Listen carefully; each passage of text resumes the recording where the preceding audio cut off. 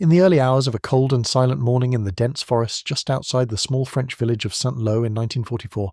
a thick, suffocating fog clung to the earth like a burial shroud, wrapping the trees, the mud, and the broken remnants of war in a ghostly veil, and inside that fog moved a group of young American soldiers who had not slept in 2 days, men whose boots were soaked, whose hands trembled from fatigue, and whose minds were stretched thin between fear and duty, and among them was a private named Daniel Mercer, only 19 years old, the youngest in his unit,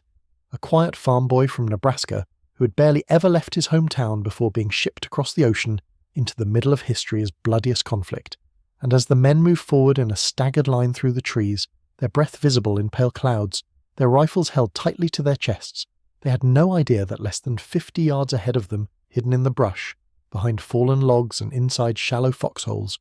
a well-armed German ambush unit was lying in complete silence, weapons aimed, fingers resting on triggers, their eyes watching closely for the slightest movement, waiting for the Americans to step into the narrow kill zone where machine guns, grenades and rifle fire would erase them in seconds. For the Germans had learned that this stretch of forest was frequently used by Allied patrols, and they had chosen this morning with perfect precision to set their trap, and everything was perfect. The fog would hide their positions, the terrain would trap the soldiers, and the quiet air would carry the sound of panic and gunfire for only a short distance before being swallowed by the woods. And as the American unit crept closer, unaware that they were walking toward a sudden and violent end, Daniel Mercer felt something strange crawl up his spine, a deep, unexplainable sense that something was terribly wrong, but he could not hear anything except the soft crunch of boots on wet leaves, the distant drip of water from branches, and his own heartbeat pounding in his ears, and the logical part of his mind told him everything was normal. That fear was playing games with him, that the fog and exhaustion were distorting his thoughts, yet a different voice. A quiet and stubborn instinct whispered that the silence was not natural, that the forest was holding its breath, and he glanced toward the sergeant walking at the front of the line, a hardened man with years of combat experience, and saw nothing in his posture that suggested danger, because the sergeant had seen it all, ambushes, air raids, artillery storms, and if there was a threat he would have sensed it too, and so Daniel said nothing, swallowed his unease, and kept moving step by careful step until a sudden thought, a really stupid thought, one that made no sense in a war zone, sparked in his tired mind. His bootlace felt loose, and if he tripped in front of the whole unit, he would become the laughingstock of the platoon for weeks, and in a moment of carelessness, embarrassment outweighed caution, and without properly thinking, without signalling, without even fully stopping, Daniel abruptly stepped sideways out of formation and bent down to retie his boot right there in the middle of the forest, an action so foolish, so against training and protocol that the soldier behind him almost walked into him, and just as Daniel dropped to one knee and reached for the muddy laces, a German rifle somewhere in the fog twitched ever so slightly as its owner tried to determine what had just happened. For the ambush unit had been trained to wait for the entire column to enter the kill zone before opening fire, and suddenly their perfect alignment was disrupted. The American line hesitated, staggered, some soldiers stopping instinctively, others turning to see what was wrong, and in that single, accidental moment of chaos, the Germans could no longer be sure of the range, the positions or the timing, uncertainty spreading like a crack in glass through the ambush group, and just as Daniel was finishing the knot on his boot, something else happened. A rock slid down a small incline a few feet away, dislodged by his sudden movement, and that tiny sound, hardly louder than the click of a watch, was noticed by a different soldier in the American unit, a man named Corporal Harris, whose instincts were sharpened by surviving previous ambushes, and Harris froze, listening, feeling his own heart twist with alarm, and then he glimpsed the faintest shape in the fog, a darker outline against the pale grey, just the hint of a helmet where no helmet should have been, and in that instant his training took over and he shouted, "Contact! Left!" His voice ripping through the fog like thunder, and that one single warning, given less than a second earlier than it would have been without Daniel's foolish pause, shattered the ambush before it could begin, and the forest exploded into noise as American soldiers dove for cover, rifles cracking, machine guns roaring, grenades tearing through brush and wood, and the Germans, now forced to react too early, opened fire in panic rather than precision, their carefully planned trap collapsing into a chaotic gunfight, bullets slicing through trees instead of bodies, dirt and bark flying through the mist, and Daniel Mercer, who had just retied his boot, now found himself pressed face down into the mud, shock racing through him as he realized that he should already be dead, that every man around him should be dead, because if they had taken 3 more steps forward in formation, the first wave of machine gun fire would have cut them down before they even knew the ambush was there. And as he crawled behind a fallen log, heart hammering, the sound of gunfire tearing at the air, he saw Corporal Harris coordinating defences, men moving into protective positions instead of collapsing into panic, and slowly, unbelievably, the tide began to turn as Allied firepower suppressed the hidden German positions, forcing them to retreat, to pull back into the deeper forest, leaving behind blood, broken equipment, and the echo of a plan gone horribly wrong, and within 15 brutal minutes, the ambush that should have wiped out an entire platoon had failed, the German unit driven off, their advantage destroyed, and in the eerie quiet that followed, broken only by distant birds and the ringing in the soldiers' ears, the men of the platoon looked around at each other in disbelief, counting heads, realizing that not one of them had been lost in what should have been a slaughter, and as the full weight of that reality settled in, the sergeant turned to Daniel Mercer, still mud-covered, still clutching his rifle, staring back at the forest where the enemy had vanished, and the sergeant walked over, his expression unreadable, and said slowly, "Private, why in God's name did you break formation like that?" And Daniel swallowed hard, his face burning with shame, expecting punishment or ridicule, and muttered, "My boot was loose, sir," and for a long, quiet moment nobody said anything, and then one soldier let out a short laugh, then another, and soon the forest echoed not with gunfire, but with shaky, disbelief-filled laughter. Because the terrible truth and the miraculous truth were the same, that the dumbest, most careless, most human little mistake stopping to tie a boot had saved every life in that unit, had shattered the timing of a perfectly planned Nazi ambush, and had turned death into survival. And in the days that followed, word of the incident quietly spread through nearby units,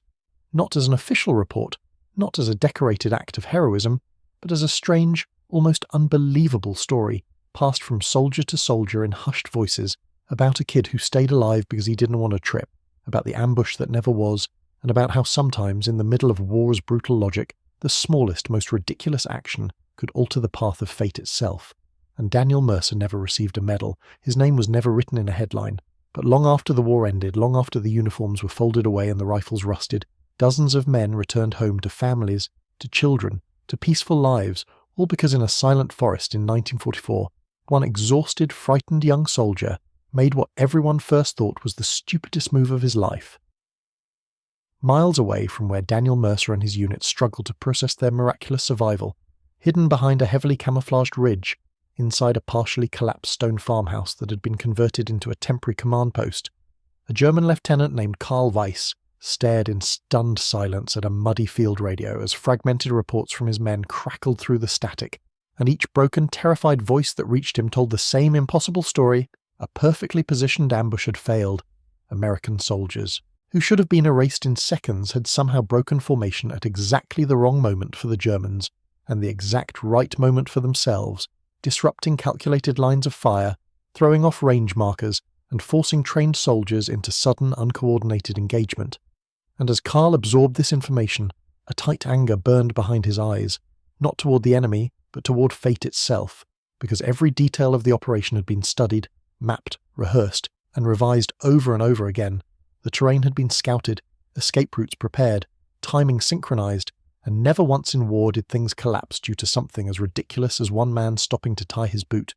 And yet reality refused to care about logic. Reality rewarded accident, and now several of Karl's best men were dead or missing in the forest, their weapons lost, their bodies inaccessible, and the pressure on his shoulders grew heavier as he imagined the response he would soon have to deliver to his superiors, men who did not tolerate failure, men who cared little for circumstances, and as he stepped outside into the stale air, staring at the distant tree line that had just swallowed his soldiers, Karl felt a creeping fear that he hadn't experienced since the earliest days of the war, a fear that something had shifted, something small but undeniable, like the first crack in a concrete wall, and within a matter of hours the report made its way up the chain of command,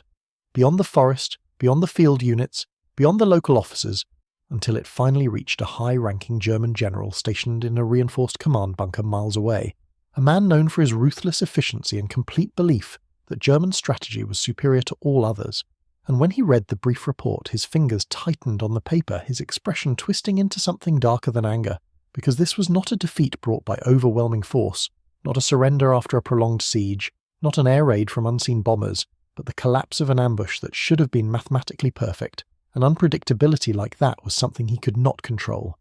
And what he could not control, he feared. And in response, he ordered immediate changes to defensive patterns throughout the region, additional patrols, more traps, more early warning measures, and more severe punishments for failure. And suddenly, because of one private stupid moment in the forest, hundreds of German soldiers in nearby areas were forced into panic-driven readiness, tensions climbing, paranoia spreading, lines being redrawn, resources moved, and attention diverted from other crucial fronts, all because their confidence in their ability to see everything, predict everything, and eliminate everything without error had been shaken. And while the German command trembled behind stone walls and thick maps, back in the Allied camp, Daniel Mercer sat quietly on an overturned crate, his helmet resting between his hands, staring down at the dirt as if it could explain how close he and his friends had come to death. And as other soldiers laughed and retold the story again and again, joking that Daniel should never tie his boots properly again, that he should lace and unlatch them 20 times before any mission, he felt only a strange heaviness, because when he closed his eyes, he saw the shadow in the fog, the silhouette that Corporal Harris had spotted, the invisible line they had almost crossed, and he imagined a different version of reality in which he had taken 3 more steps forward, in which the forest had erupted in perfect murderous symmetry, in which his body would have collapsed before he could even comprehend his end, and that thought clung to him, a phantom echo of another life he narrowly avoided.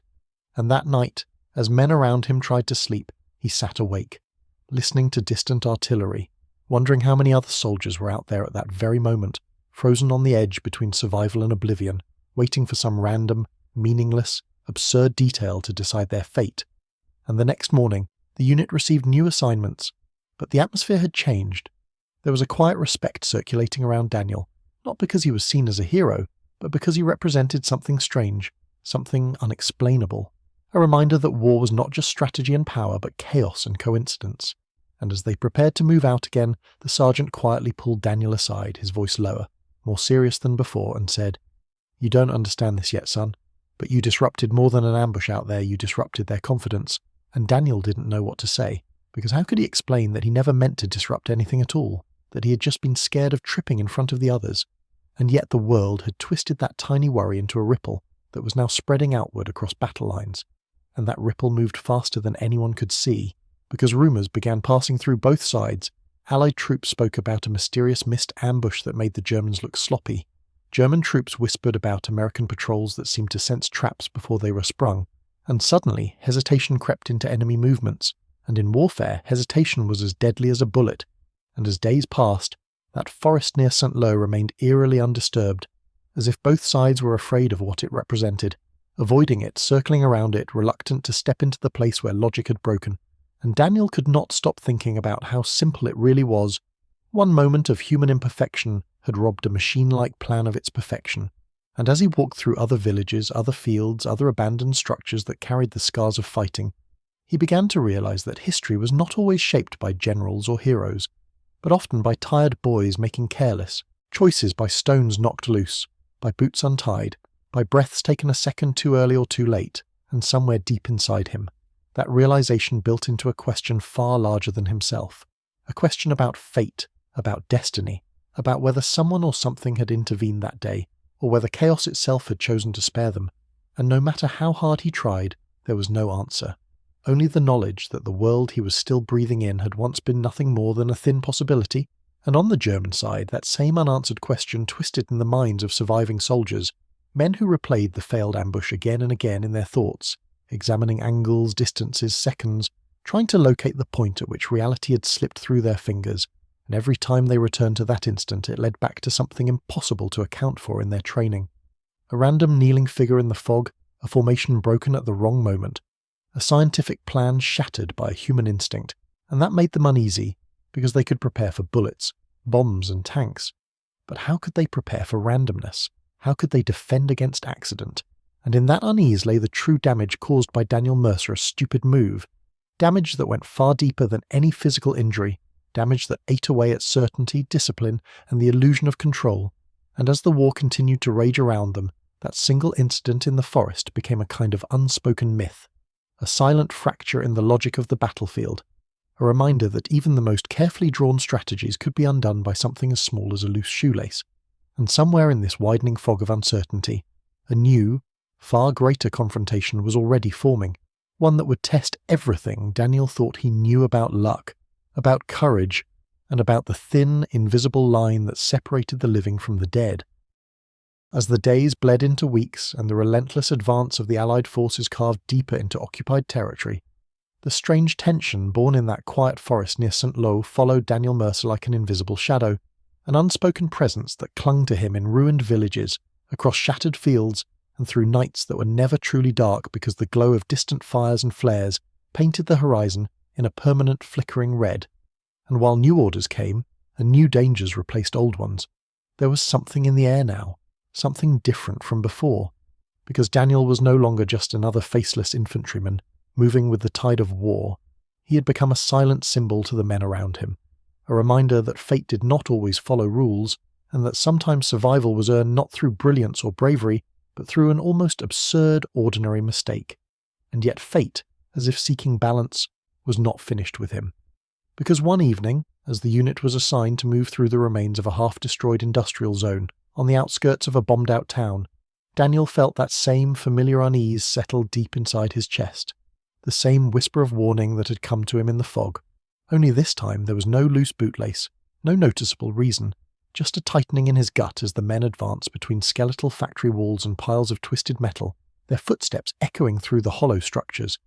And the silence was so thick it felt manufactured, staged, like the pause before a storm, and despite every instinct telling him to speak up, to call out danger, to warn the others, fear of being mocked again, fear of looking foolish, fear of disrupting formation forced him into silence, and so he moved forward, step by step, his pulse hammering louder with each stride, until suddenly the world erupted as a hidden detonation shattered the left side of the path, a concealed explosive throwing dirt, smoke, and shattered debris high into the air, the force slamming men into walls and ground, and amidst the chaos of screams, ringing ears, and falling ash, Daniel S.'s mind went instantly clear, utterly focused, and instead of freezing, instead of being consumed by terror, he reacted, shouting commands he wasn't even ranked to give,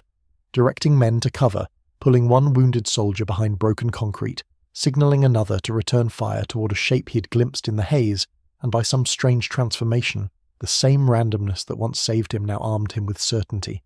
And for the next few minutes he moved with a purpose he'd never known, guiding others, applying pressure to wounds, dragging those who could still breathe away from danger, until the brief, brutal skirmish ended and an eerie stillness returned, broken only by groans and distant battle sounds. And when it was over, the men around him looked at Daniel not with laughter, not with disbelief, but with something more powerful, something close to reverence, as if in their eyes he had crossed an unseen line between ordinary and extraordinary. And even the sergeant, bruised and bleeding from a cut on his temple,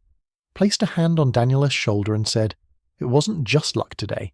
And that was when Daniel realized the true weight of everything that had happened, because in that simple sentence lay the truth that he could not escape.